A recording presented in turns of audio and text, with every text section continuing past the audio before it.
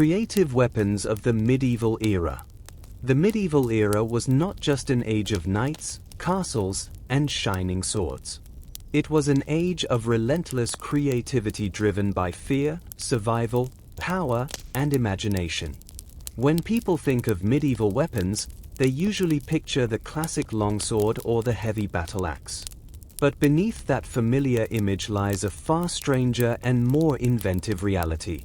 Medieval warfare produced some of the most creative, brutal, and psychologically terrifying weapons in human history. In a world without modern technology, medieval engineers, blacksmiths, and warriors relied on innovation born from necessity. They experimented endlessly with materials, shapes, mechanics, and tactics. Every new weapon was designed to solve a specific problem: how to break armor, how to defend a castle, how to strike fear into enemies, or how to win battles with fewer soldiers. This creativity turned the medieval battlefield into a testing ground for ideas that were sometimes ingenious, sometimes horrifying, and often both at the same time. One of the most fascinating aspects of medieval weapons is that many were not designed to kill instantly. Instead, they aimed to disable, terrify, or psychologically dominate the enemy. Warfare was as much about fear as it was about force. A weapon that looked terrifying could win a battle before it was even used. Among the most creative medieval weapons were those designed to counter armor. As armor improved, weapons evolved to exploit its weaknesses. Plate armor could stop blades, but it could not easily protect joints, gaps, or the human body inside from blunt force trauma. This led to the development of weapons that focused less on cutting and more on crushing. The warhammer is a perfect example of medieval creativity. At first glance, it looks simple, but its design was revolutionary. One side featured a hammer face capable of delivering massive blunt force. The other side often had a sharp spike designed to puncture armor or helmets. This dual-purpose design made the warhammer incredibly versatile. It could crush bones through armor or punch through metal when used precisely. Closely related to the warhammer was the bec de Corbin, a weapon whose name means raven's beak. This weapon featured a long, narrow spike designed specifically to hook into armor joints, helmets, or shields.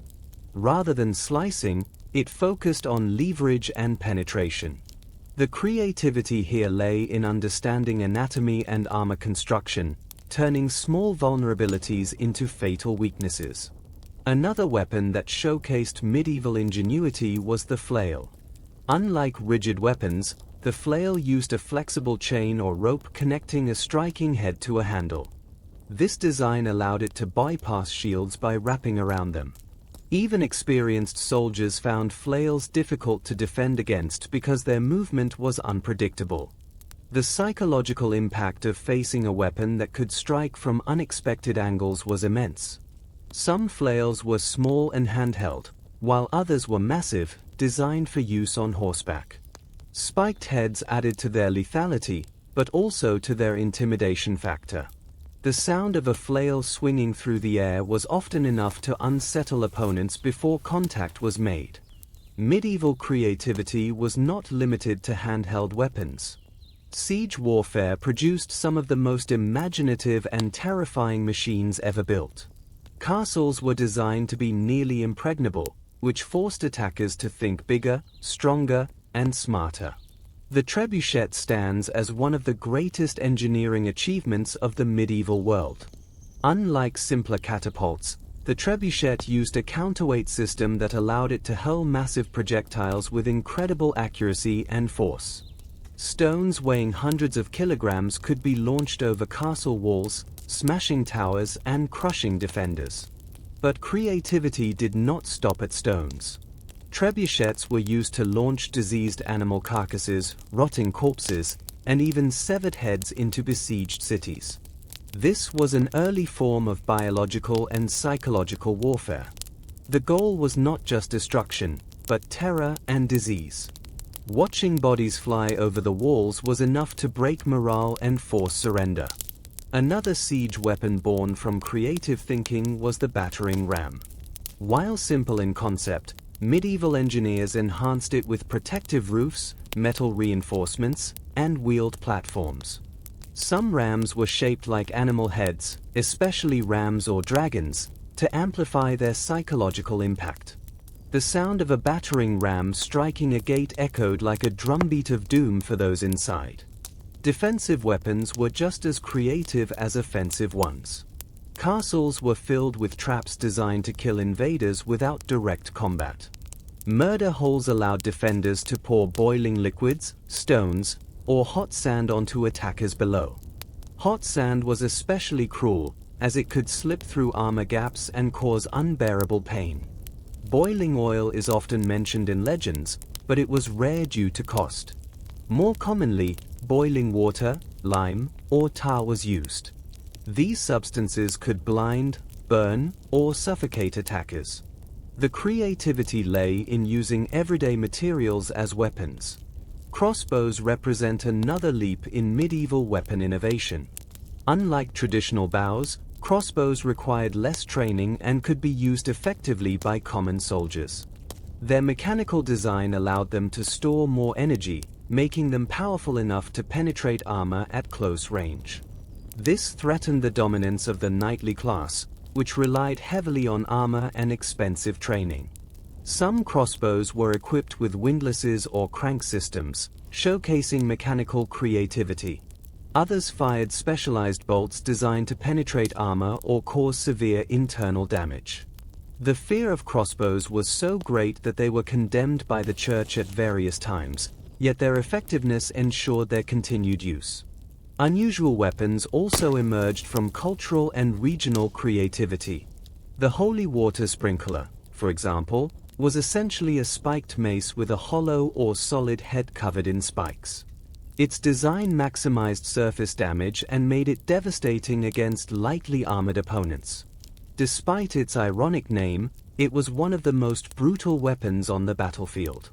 The Morning Star, often confused with the flail, featured a spiked head attached directly to a handle. This simple yet effective design combined the crushing power of a mace with the piercing damage of spikes. It was especially effective against helmets and shields.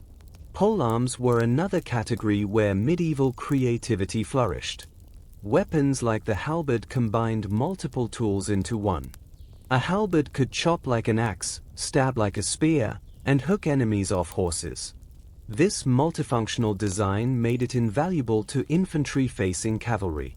The gizarm and billhook were variations designed to trap weapons, pull riders from saddles, or control space on the battlefield. These weapons reflected a deep understanding of battlefield dynamics and enemy movement. Some medieval weapons were designed primarily to terrorize. The fire lance, an early gunpowder weapon, spewed flames, smoke, and shrapnel. While not always lethal, its visual and auditory impact was overwhelming. The roar, fire, and chaos it created often caused enemies to panic. Psychological warfare was an art in the medieval world. Weapons were decorated, named, and even ritualized. Swords were engraved with prayers or symbols, believed to carry spiritual power. A weapon was not just a tool, but a statement of identity and dominance. As warfare evolved, creativity only increased. Armor grew thicker, weapons grew heavier, and tactics became more complex. Each innovation forced a counter-innovation, creating an endless cycle of invention. And this is only the beginning of the story. As medieval warfare continued to evolve, creativity moved beyond the open battlefield and into the shadows. Not all weapons were designed for large armies or dramatic sieges. Many were built for stealth, surprise, and personal survival in a violent world where danger could come from anywhere. Hidden weapons became increasingly popular, especially in cities, courts, and crowded medieval streets. One of the most subtle yet ingenious examples was the misericord. This narrow-bladed dagger was not designed for traditional combat. Instead, it was used to deliver a precise, final strike through the gaps of armor. Its name, meaning mercy, reflected a grim reality. It was often used to end the suffering of wounded knights. The creativity of the misericord lay in its slim profile, optimized for slipping between armor plates where larger blades could not reach. Another concealed weapon was the rondel dagger. With its round guard and pommel, the rondel allowed for powerful thrusting attacks. It was commonly used in close combat where swords became useless. The dagger's stiff, reinforced blade made it ideal for penetrating chainmail and exploiting weak points in armor. Its design showed an advanced understanding of close-quarters combat. Medieval creativity also appeared in civilian weapons disguised as everyday objects. Canes, walking sticks, and even tools could be modified to conceal blades. In a society where open weapon carrying was sometimes restricted, such hidden designs allowed individuals to protect themselves discreetly.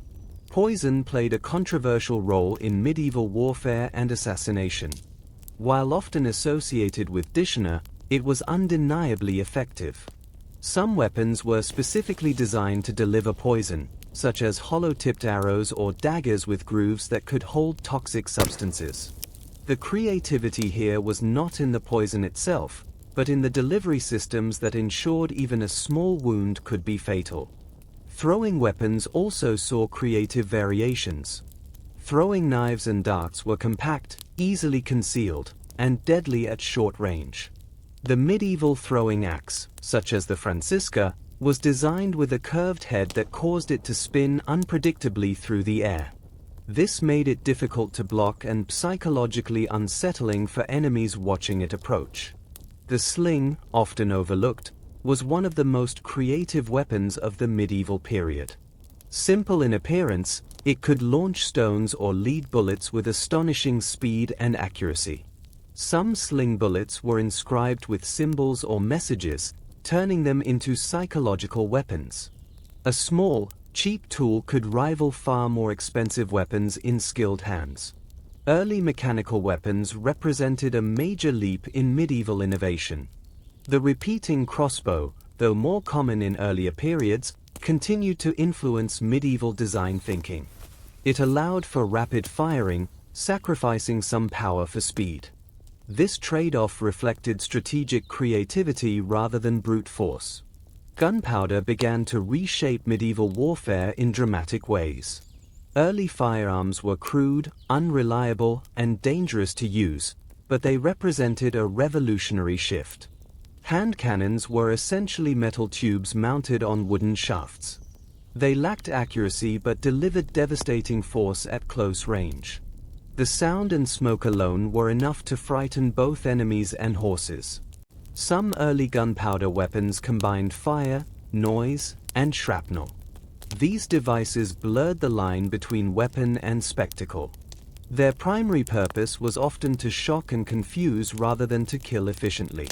Medieval commanders quickly learned that fear could be as powerful as steel.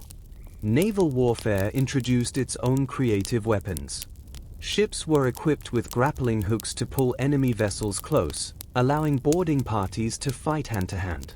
Some ships carried pots of burning substances that could be thrown onto enemy decks, creating chaos and panic. Greek fire, though more commonly associated with earlier periods, inspired medieval equivalents. These incendiary weapons burned fiercely and were difficult to extinguish. Their secretive formulas added an aura of mystery and terror. Traps and improvised weapons became essential in defending towns and fortifications. Spiked pits, falling logs, and concealed blades were used to slow or eliminate attackers. These passive weapons required little manpower but could inflict devastating results. Their design reflected a strategic understanding of terrain and enemy behavior. The creativity of medieval weapons was also deeply influenced by cultural exchange. Crusades, trade routes, and invasions brought new ideas across continents. European warriors encountered unfamiliar weapons from the Middle East and Asia, adapting and modifying them to suit local needs. Curved blades, composite bows, and advanced armor designs all influenced European weapon development. Weapons were often customized for individual warriors. A knight's weapon reflected personal fighting style, status, and even personality. Engravings, decorations, and modifications turned weapons into personal symbols of power. Some weapons existed more for intimidation than practical use. Massive swords, oversized maces, and exaggerated spikes created an image of unstoppable force. Whether or not they were used frequently, their presence alone could affect morale. As medieval societies grew more complex, weapons diversified. Farmers adapted tools into weapons during uprisings. Guilds armed themselves to protect trade routes. Religious orders carried arms both symbolic and functional. This era proves that creativity thrives under pressure. Medieval weapons were not crude or primitive.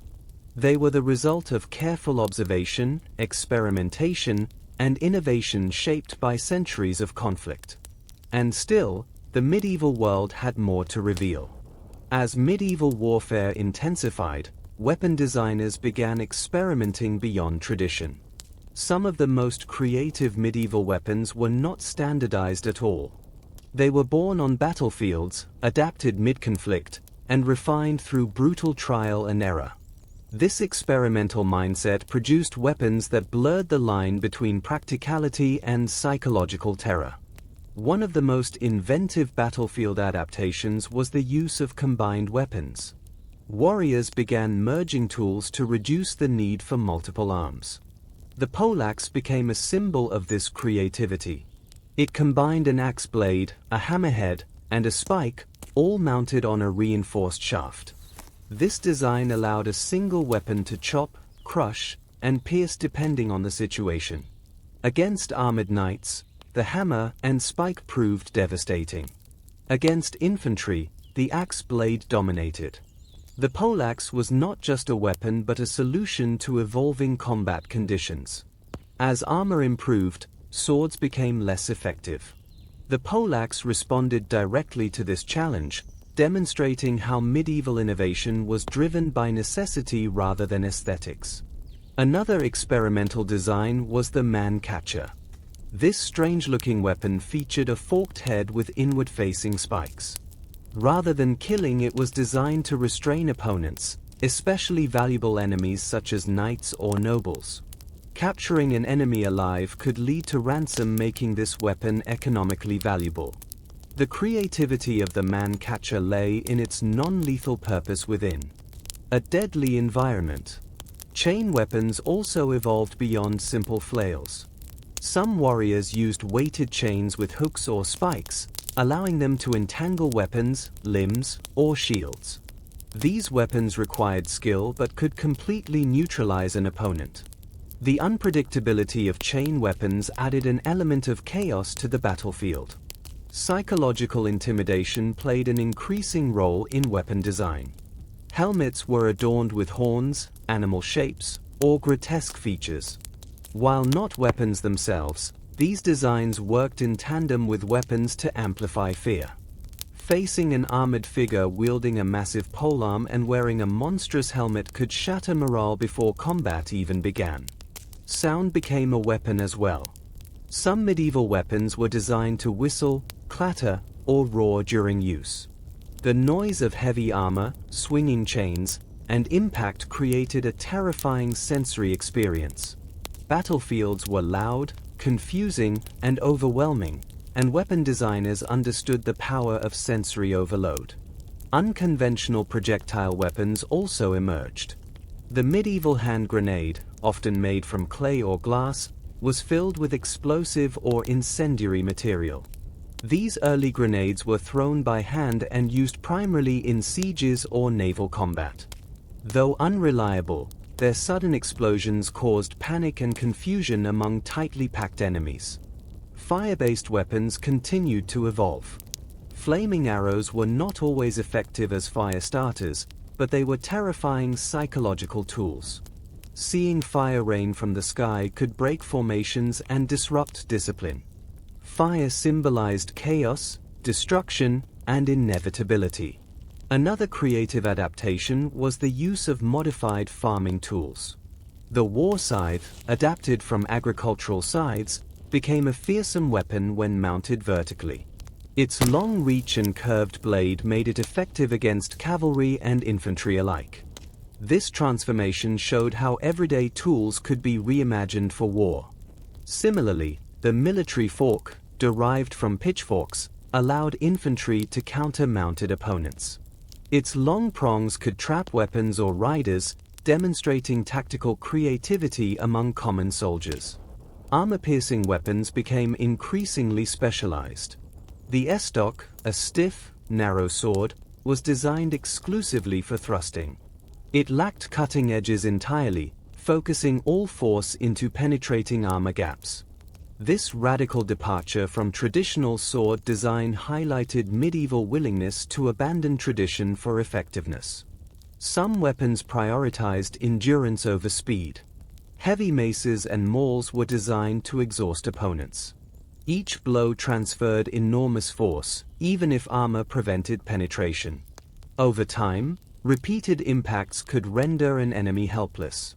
This understanding of physics and human limits influenced weapon design profoundly. Defensive creativity also advanced. Shields were modified with spikes, hooks, or reinforced bosses. Some shields were designed not just to block but to strike, shove, and control opponents. Shield walls became dynamic systems rather than static defenses. Naval combat inspired its own experimental weapons. Boarding pikes, hooked axes, and weighted nets were used to control enemy movement on unstable decks. The goal was often to disable rather than kill, allowing ships to be captured intact. Medieval engineers even experimented with chemical reactions. Quicklime was thrown during sieges to create blinding clouds of dust. Smoke weapons were used to obscure vision and disrupt coordination. These methods showed an early understanding of chemical warfare principles. Weapons were also used symbolically. Ceremonial weapons exaggerated size and decoration to project authority. Even if rarely used in battle, they reinforced social hierarchy and psychological dominance. Every medieval conflict contributed to this cycle of innovation. Weapons were tested, discarded, improved, or repurposed. Knowledge spread slowly, but effective designs were quickly copied and adapted. By the later medieval period, warfare had become a complex system of combined arms, engineering, psychology, and strategy. Creativity was no longer optional. It was essential for survival. And yet, some of the most surprising medieval weapons were still to come. As medieval warfare matured, creativity began pushing into territory that even seasoned warriors found unsettling. Some weapons were not just tools of combat but expressions of desperation, fear, and raw ingenuity. These designs often appeared during prolonged wars and brutal sieges, when conventional methods failed and commanders searched for anything that could provide an advantage. One of the strangest categories of medieval weapons was the hybrid device, weapons that blended siege engineering with battlefield use. Mobile shields equipped with spikes or blades allowed soldiers to advance under protection while still threatening enemies at close range.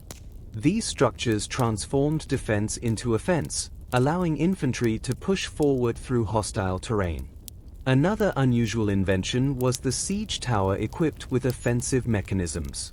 Beyond simply delivering troops over walls, some towers carried mounted crossbows, dropping stones, or swinging beams designed to strike defenders on the ramparts. The tower itself became a weapon, not just a transport tool. Creativity also appeared in the use of gravity. Falling weapons were among the most terrifying defensive tools in medieval fortifications. Large stones, logs studded with metal spikes, and weighted beams were dropped onto attackers below. These devices required little precision but delivered devastating force. Their simplicity made them reliable, and their unpredictability amplified fear. Some castles featured rolling logs mounted on pivots, designed to swing outward when released. These could knock multiple attackers off ladders or siege engines in a single motion. The idea was not just to kill, but to disrupt coordination and momentum. Medieval engineers also experimented with rotating weapons. Spiked wheels mounted near gates or walls could be turned manually, creating a moving barrier of metal points. These devices combined mechanical innovation with psychological intimidation, as attackers faced not just static defenses but active, moving threats. The use of animals as part of weapon systems also demonstrated creative thinking. War dogs were sometimes armored and trained to attack enemy formations. While not weapons in the traditional sense, they were deployed strategically to break lines and cause chaos. The unpredictability of animals made them particularly effective in close combat situations. Bees and insects were occasionally used during sieges. Hives could be thrown or dropped into attacking forces, creating confusion and panic. Though crude, this method showed how medieval warfare blurred the line between nature and weaponry. Some of the most creative medieval weapons were designed to exploit fear of pain rather than death. Barbed weapons, for example, caused injuries that were difficult to treat. Once embedded, barbs made removal dangerous and painful. Even non-fatal wounds could incapacitate soldiers for long periods. Caltrops were small, simple devices with multiple spikes arranged so that one point always faced upward. Scattered across fields or roads, they injured feet and hooves alike. Caltrops were inexpensive, easy to produce, and highly effective at slowing enemy movement. Their brilliance lay in simplicity rather than complexity. Chains stretched across roads or battlefield choke points served a similar purpose. Often hidden or camouflaged, they could stop cavalry charges abruptly.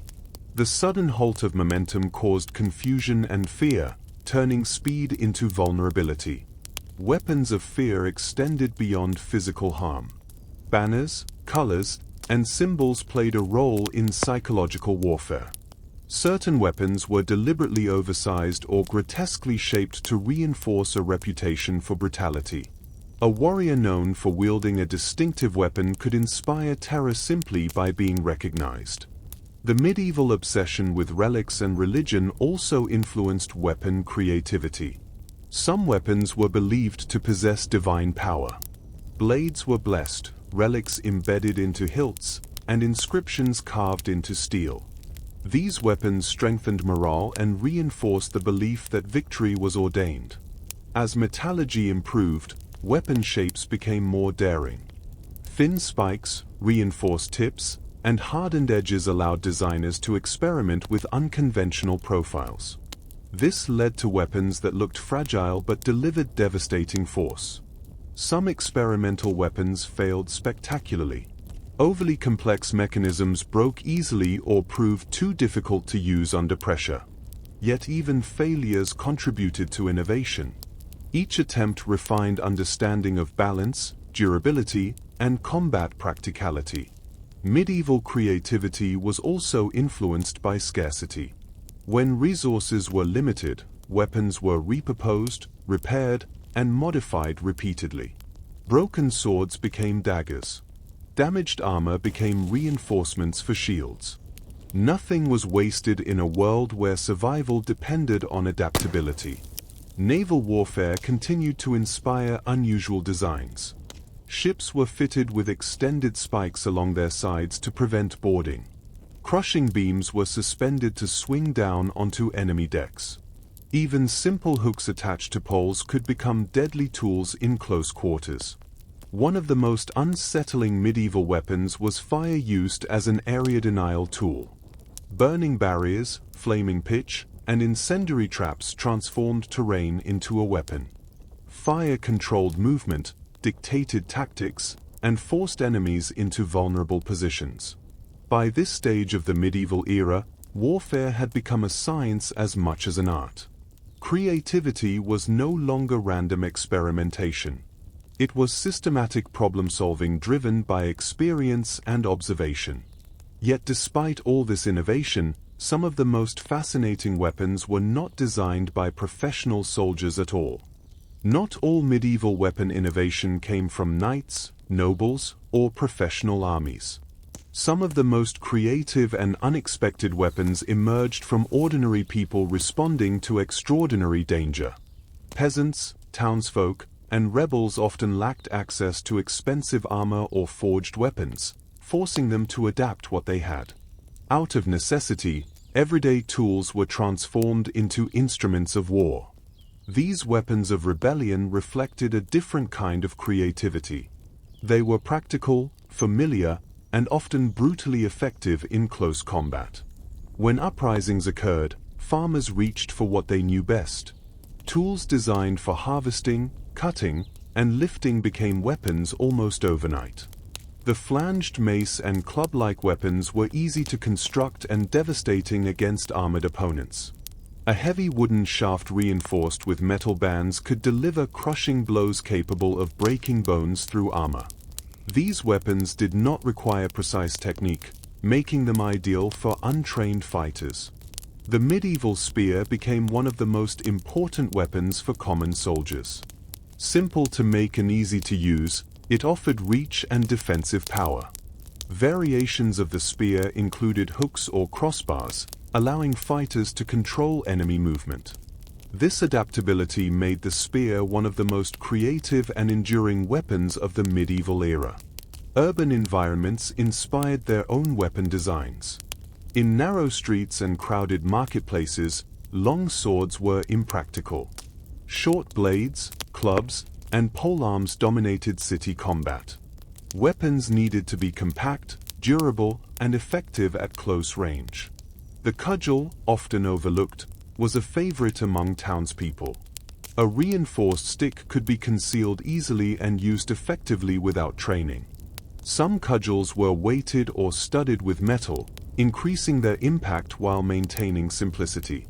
Guilds and city militias developed standardized weapons suited to urban defense. The pike, for example, allowed coordinated groups to defend gates and streets against cavalry or heavily armed intruders. When used collectively, pikes transformed ordinary citizens into a disciplined fighting force.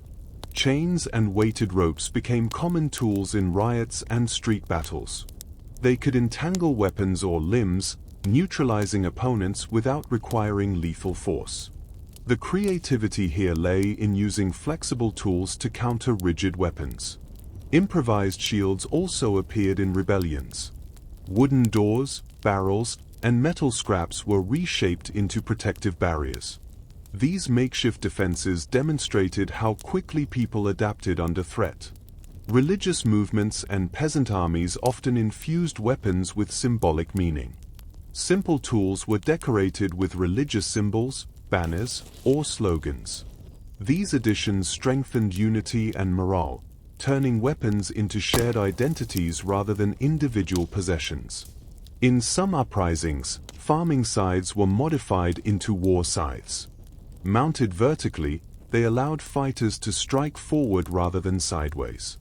This simple change dramatically altered the weapon's effectiveness and shows how even small adjustments could create entirely new tools of war. Axes also played a central role in rebellion warfare. Originally designed for chopping wood, axes became deadly weapons due to their weight and cutting power. Their familiarity made them intuitive to use, even under stress. Urban combat encouraged creativity in defense as well. Barricades, falling objects, and narrow choke points turned entire neighborhoods into weaponized environments. Streets themselves became tools of resistance. Medieval creativity was not limited to physical weapons. Coordination, signaling, and timing acted as force multipliers. Horns, bells, and visual signals allowed groups to act together, turning disorganized crowds into effective resistance forces. Women also played roles in medieval defense and rebellion. From throwing objects from walls to organizing supply chains, their contributions influenced weapon use and strategy. In emergencies, everyone became part of the defensive system. Rebel weapons often lacked durability, but they compensated through numbers and surprise. Ambush tactics, traps, and hit-and-run attacks maximized the effectiveness of simple tools. Creativity replaced craftsmanship. The response to these improvised weapons forced professional armies to adapt. Armor was reinforced, formations tightened, and new countermeasures developed. This constant back and forth drove further innovation. What made these weapons remarkable was not their elegance, but their ingenuity. They proved that creativity did not require wealth or training, only awareness and adaptability. As medieval cities grew larger and more complex, so did the creativity of urban weaponry. From guild militias to town watches, weapons became part of civic identity. Yet beyond rebellion and defense, medieval weapon creativity also entered the realm of experimentation bordering on the bizarre. By the later medieval period, weapon creativity had reached a point where experimentation sometimes crossed into the strange, impractical, or forgotten. Not every idea succeeded. Some weapons were abandoned quickly, while others disappeared quietly into history, remembered only in manuscripts, illustrations, or rare artifacts.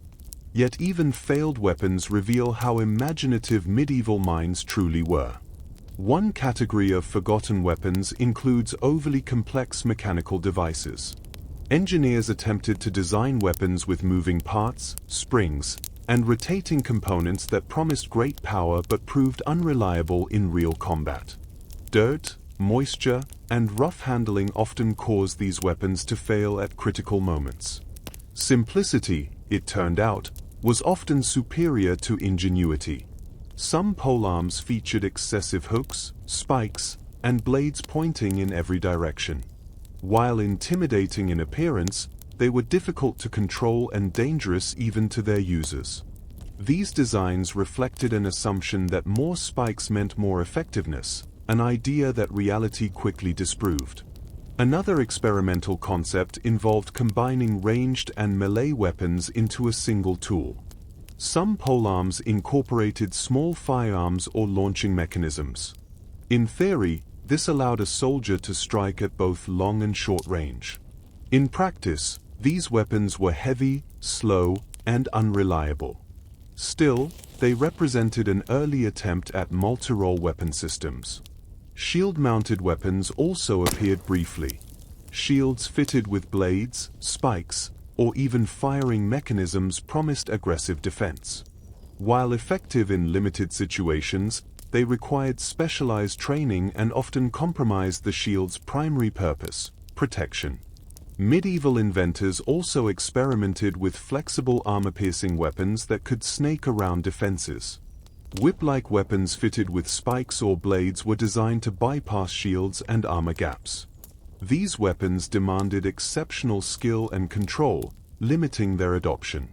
Some weapons were abandoned not because they failed, but because they were too effective or controversial. Weapons associated with cruelty, treachery, or dishonor often faced social or religious condemnation.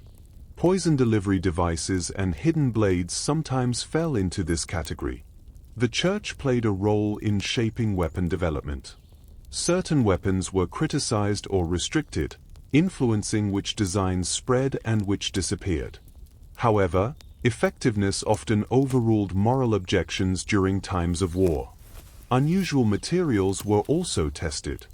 Weapons made with bone, horn, or composite materials offered flexibility or lightness but lacked durability. These experiments show medieval curiosity about material science long before modern engineering principles were formalized. Some forgotten siege devices were designed to terrify rather than destroy. Loud mechanisms, smoke-producing machines, and visually shocking constructions aimed to intimidate defenders into surrender. Their success depended heavily on timing and context. One of the most intriguing lost ideas was the attempt to automate defense. Traps triggered by pressure, movement, or timing mechanisms were designed to operate without constant supervision. While simple traps succeeded, more complex systems were unreliable and difficult to reset. Medieval naval warfare saw similar experimentation. Ships equipped with rotating blades, reinforced rams, or unusual boarding deterrents appeared briefly before being replaced by simpler designs. The harsh marine environment punished complexity. Weapons sometimes failed because they solved problems that no longer existed. As tactics changed, certain designs became obsolete almost immediately. This highlights how closely weapon innovation was tied to battlefield realities. Manuscripts from the medieval period reveal sketches of fantastical weapons that were likely never built. These drawings reflect imaginative thinking rather than practical engineering. They show that medieval people dreamed boldly, even if reality limited their ambitions. Despite these failures, experimentation itself was valuable. Each attempt expanded understanding of balance, reach, durability, and human capability. Knowledge accumulated slowly but steadily. The line between weapon and art also blurred. Decorative weapons with exaggerated forms were created to impress rather than fight. While impractical in battle, they influenced aesthetics and symbolism. Some weapons disappeared because they were too specialized. A weapon designed for a single scenario might perform brilliantly in that context but be useless elsewhere. Versatility often determined survival. As gunpowder weapons improved, many traditional medieval weapons began to fade. Yet even in decline, creativity persisted. Hybrid weapons combined old and new technologies during this transitional period. The medieval era reminds us that innovation is rarely linear. Progress includes dead ends, missteps, and forgotten ideas.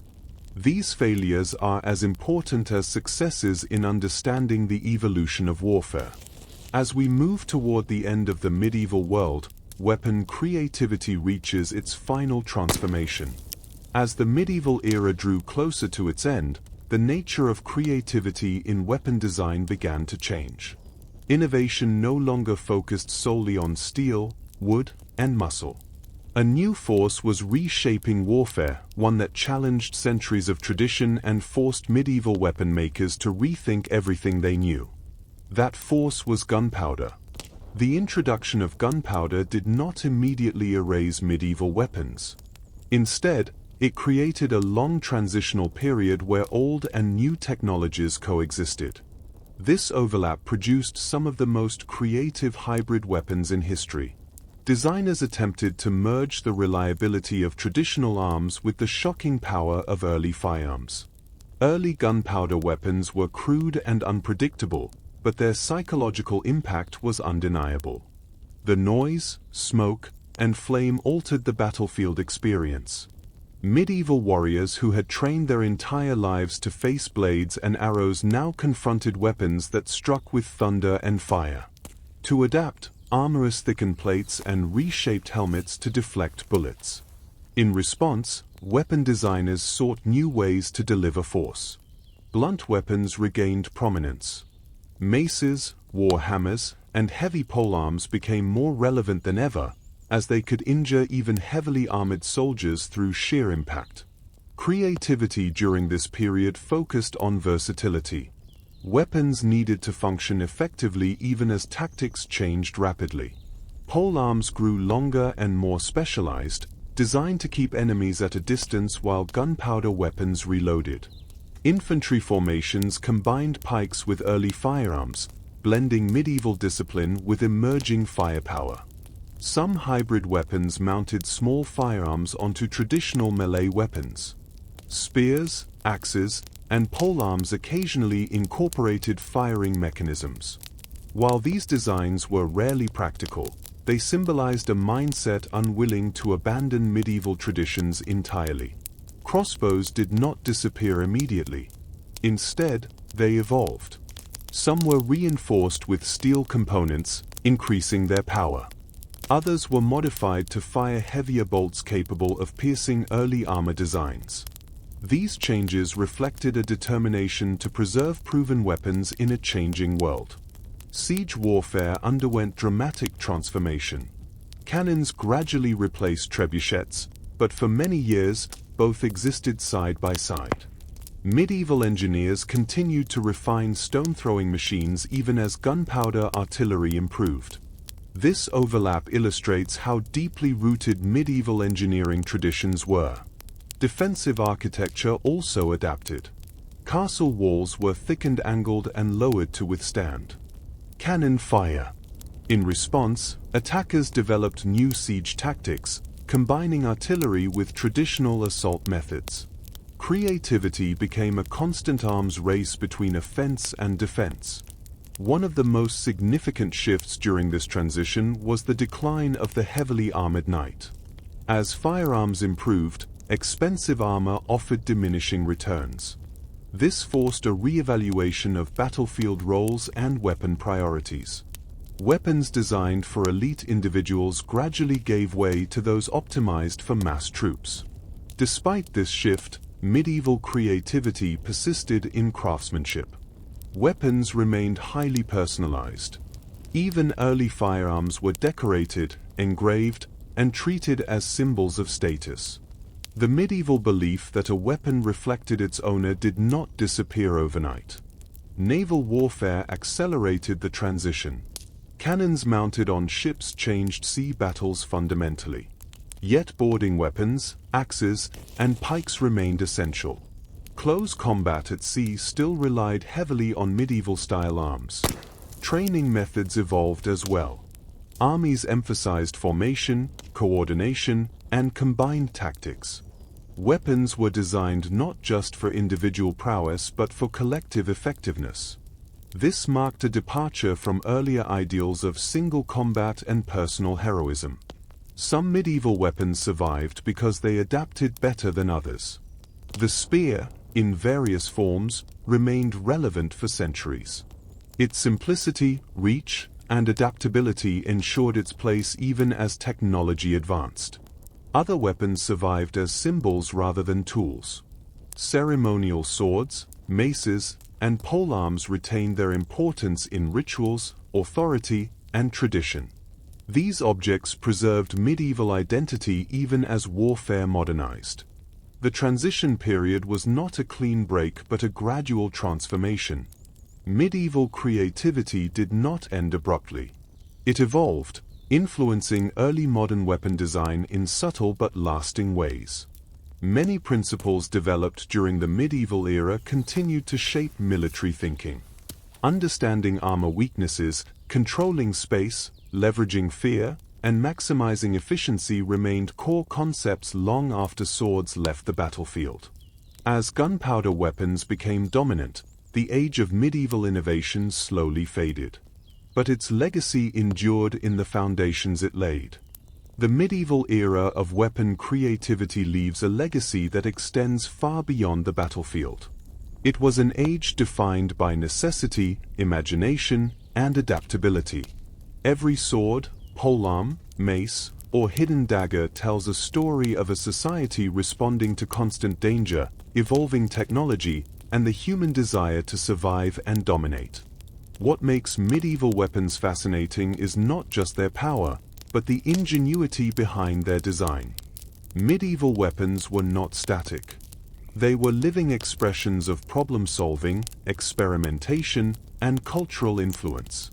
Blacksmiths and engineers pushed the limits of materials and mechanics.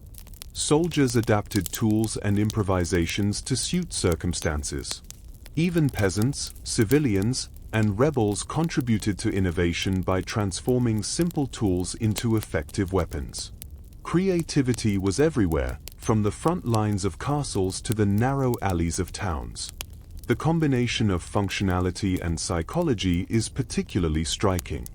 Weapons were designed not only to harm but to intimidate. Massive swords, spiked maces, grotesque helmets, and flaming devices turned fear into a weapon itself.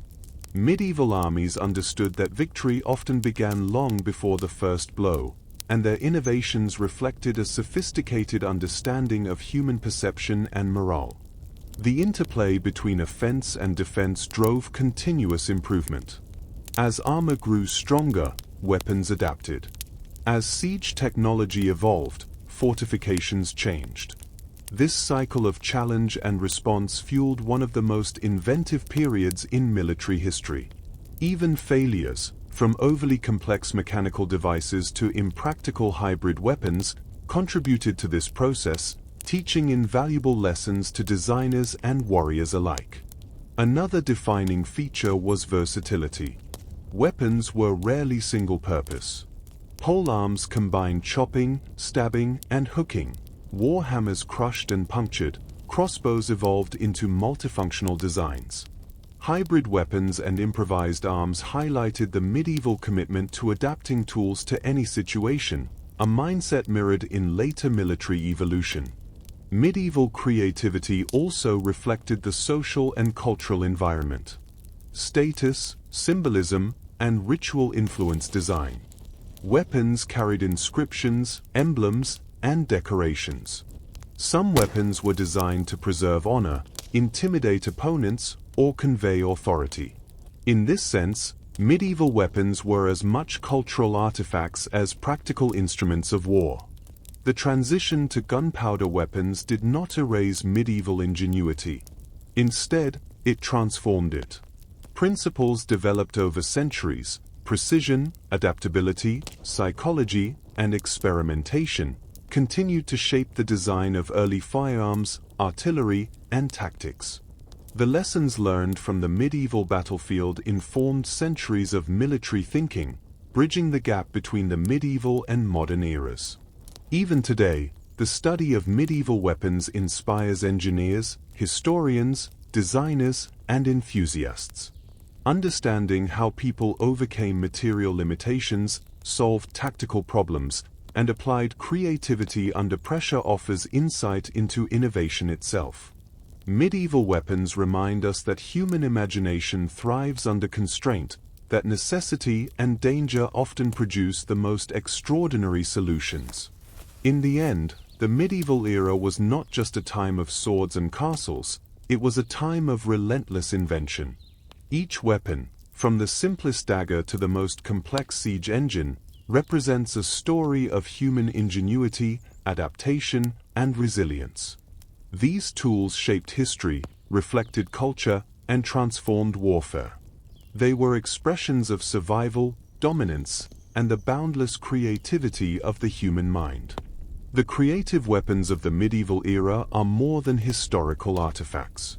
They are enduring symbols of innovation, teaching us that even in the harshest conditions, human imagination finds a way.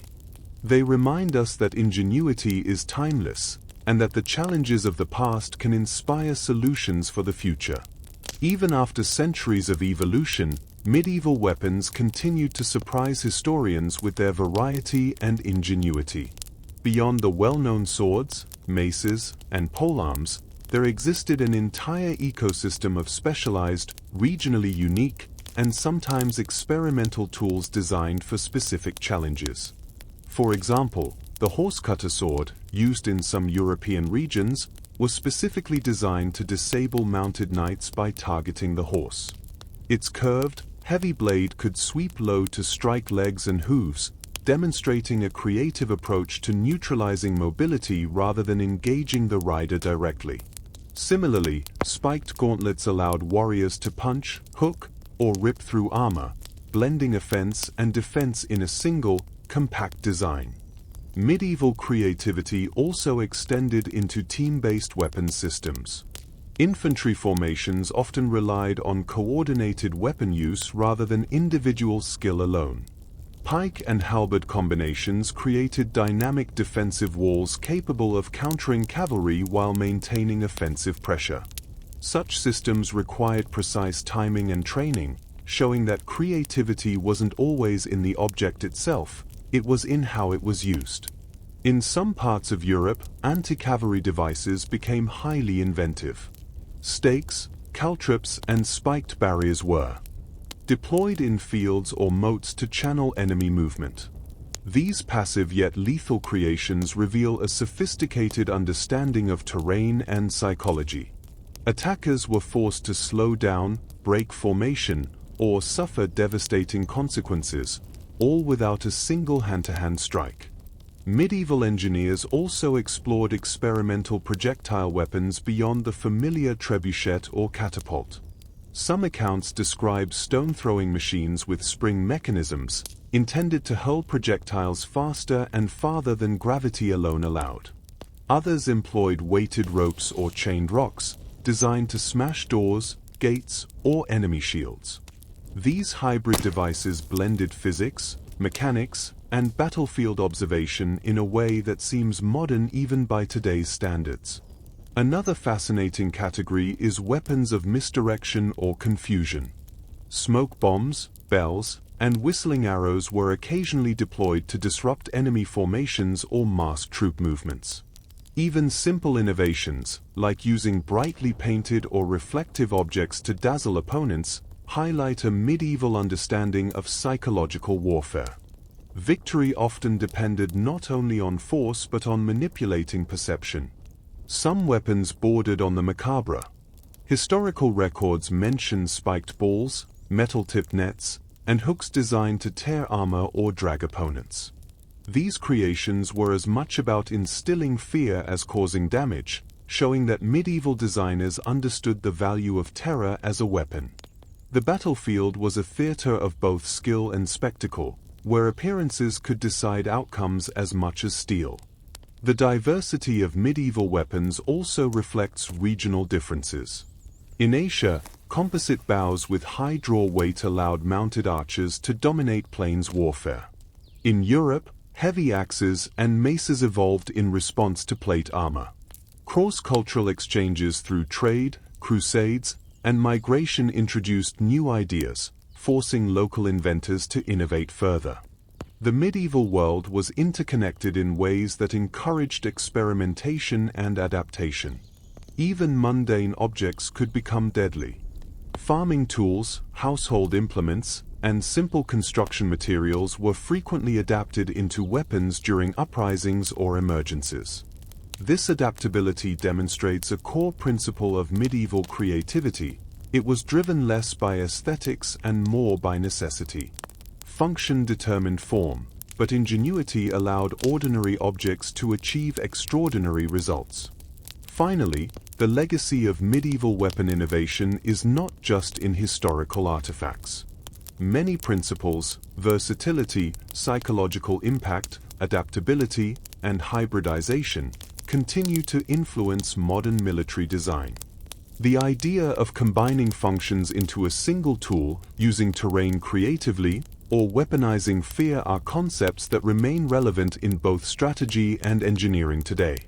Medieval weapons, in all their variety and strangeness, reflect a world where human creativity flourished under pressure.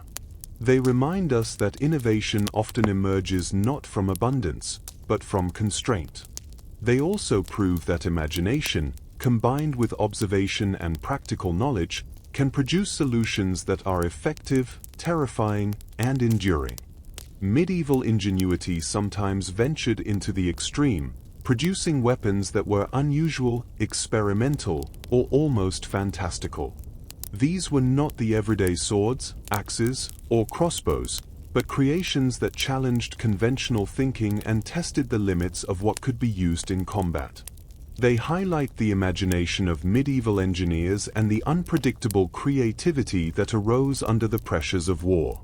One category of extreme weaponry was compound or multifunctional devices.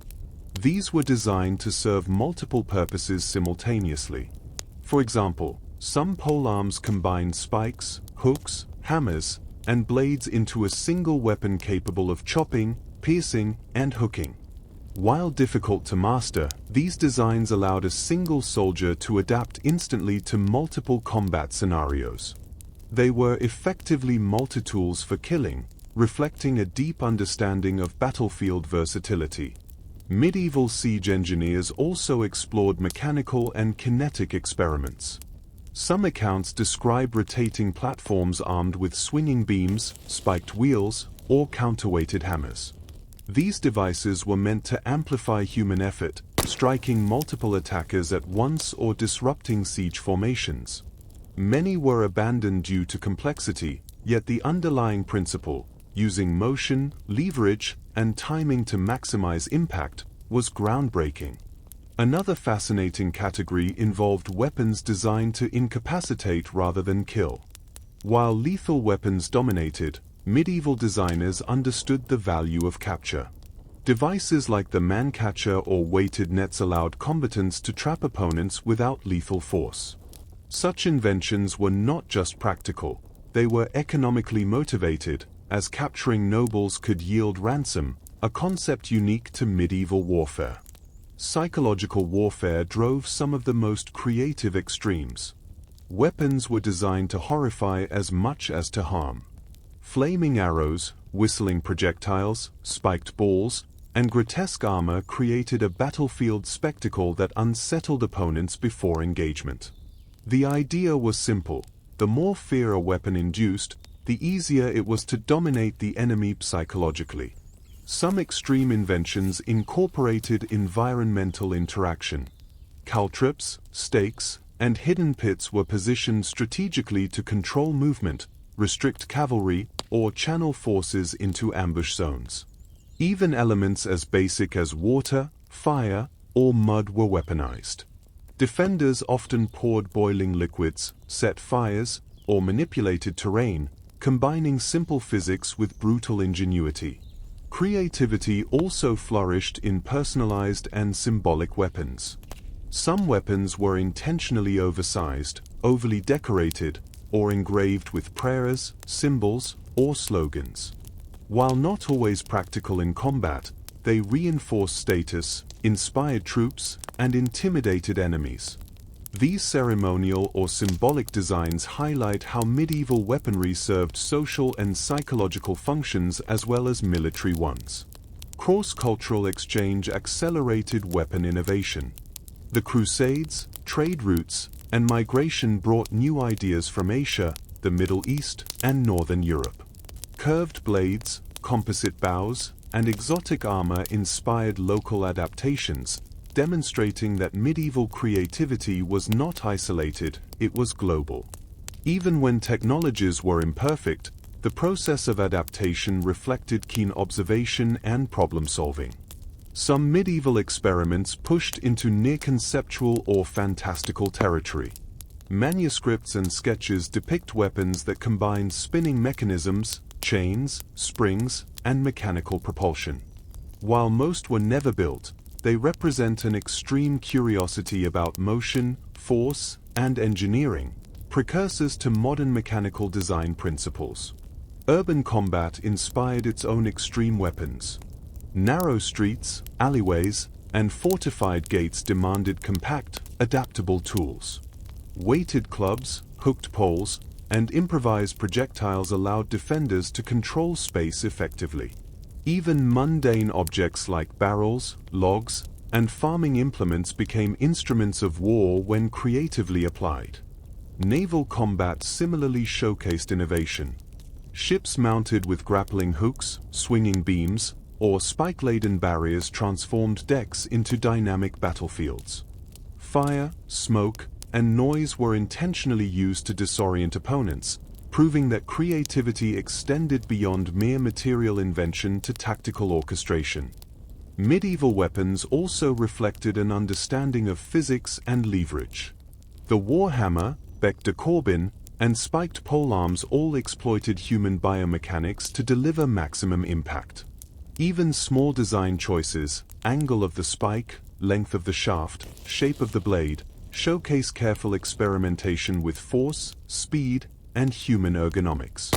Finally, extreme medieval weapons remind us that creativity often arises under constraint. Scarce materials, limited manpower, or social restrictions encouraged inventive solutions. From peasants adapting tools to knights perfecting armor-piercing weapons, the medieval period was a continuous laboratory of innovation driven by necessity, fear, and ambition. The story of these extreme and conceptual weapons completes the broader picture of medieval creativity. It was diverse, adaptive, and unrelentingly inventive.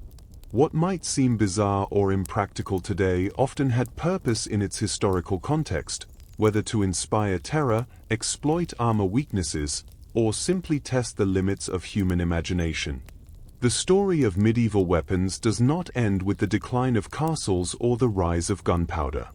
The creativity, ingenuity, and experimentation of the medieval era left a lasting legacy that shaped warfare, engineering, and even culture for centuries.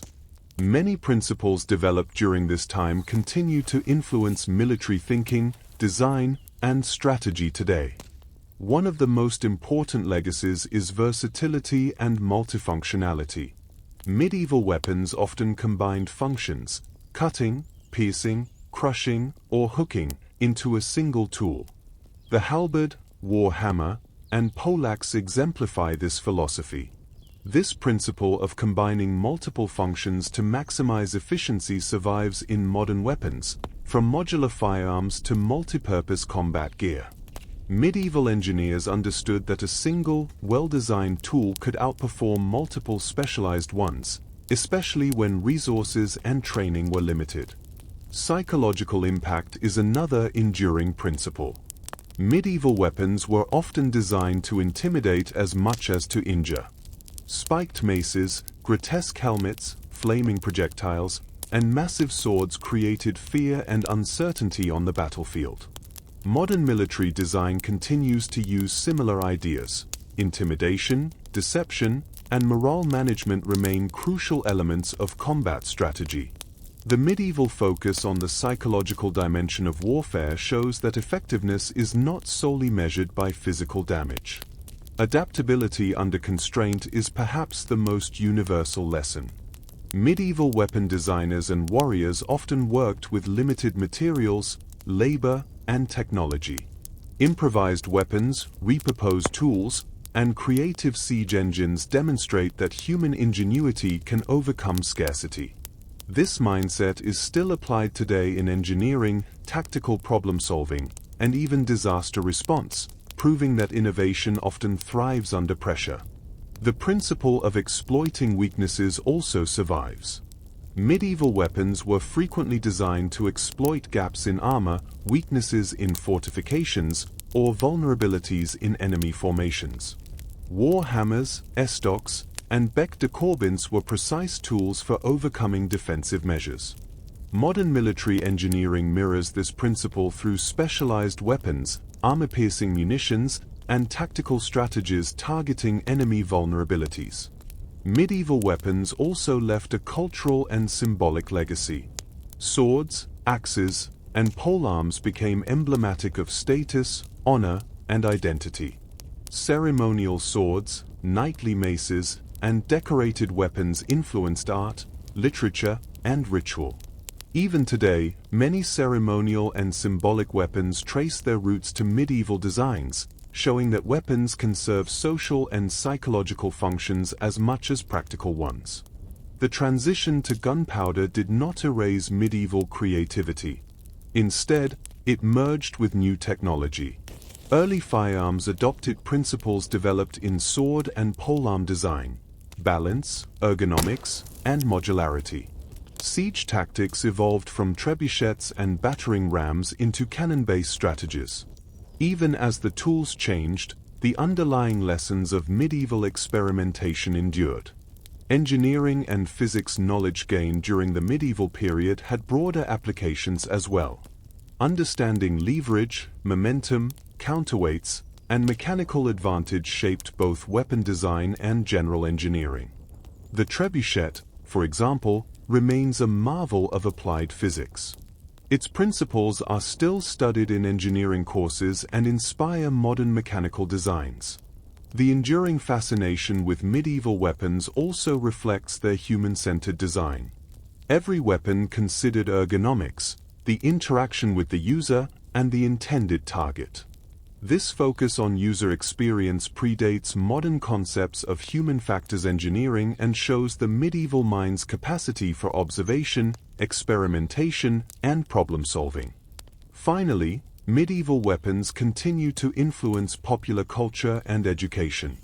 Films, video games, historical reenactments, and literature often draw directly from the ingenuity of medieval weaponry. The fascination is not merely aesthetic, It reflects a respect for the creativity and complexity of a period where survival depended on innovation. In conclusion, medieval weapons were far more than instruments of war. They were the product of human creativity responding to necessity, danger, and opportunity.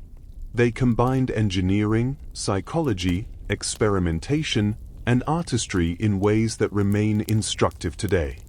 From multifunctional designs to fear-based tactics, from siege engineering to improvisation, the medieval era demonstrates that innovation thrives when challenges are greatest. The study of medieval weapons is not simply about swords, maces, or trebuchets. It is about the ingenuity of human problem-solving, the ability to adapt, and the enduring principles of creativity that continue to influence design, strategy, and engineering in the modern world. The medieval warrior, blacksmith, and engineer may have fought with steel and wood, but they left a legacy of ideas that remain sharper than any blade. The medieval era was a time of relentless innovation, where survival and conflict demanded creativity at every level. From massive siege engines to tiny concealed daggers, from peasant improvisations to elite knightly weapons, every tool reflected a combination of necessity, imagination, and human ingenuity. The medieval battlefield was not just a place of violence, it was a laboratory for problem-solving, a workshop for experimentation, and a stage for ingenuity. What makes these weapons truly remarkable is the way they balance function, adaptation, and psychology. A warhammer did not just deliver crushing force, it exploited the weaknesses of armor and bone. A spiked caltrop did more than injure. It slowed cavalry, disrupted formations, and turned the terrain into a weapon. A flaming arrow or whistling projectile could terrify without inflicting serious harm, proving that medieval inventors understood the power of fear as a force multiplier. The creativity of medieval weapon design extended beyond raw combat effectiveness.